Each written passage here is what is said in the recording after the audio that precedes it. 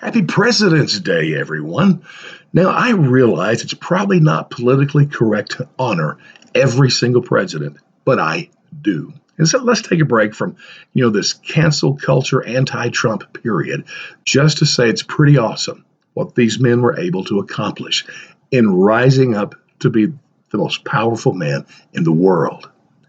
Now, let me tell you something. I know, there are people that hate Trump so bad they would dance and spit on his grave if they could. They would remove presidents from our currency. They would take them off their names off of buildings. Destroy their monuments, and you know the rest. I'm not one of those. Not even the presidents that I didn't like that much or don't agree with. You see, I'm a presidential historian by hobby, not a scholar. I have biographies and books on every single president, and I've read them. Love talking about presidential history.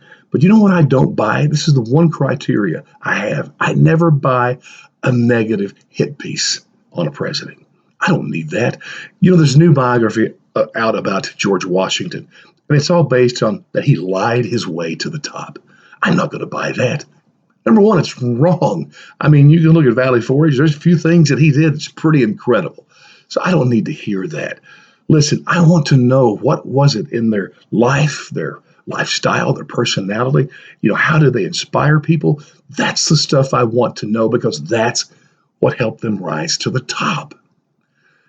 People ask me all the time who my favorite presidents are. Number one would be George Washington, just because of the inspiration. I think that's a key part of being president. The people followed him and loved him and were inspired by him. I think next would be probably Abraham Lincoln due to his leadership abilities. Oh my goodness, what he did, during the Civil War with the people around him was just incredible. If we're talking about economics, my favorite president was Calvin Coolidge.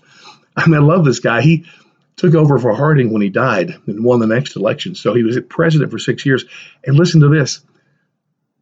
The federal government spent less money his last year than his first. That is incredible. Never happened before.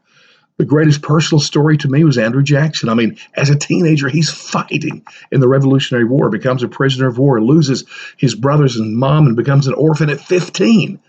And to rise to presidency, that's pretty incredible.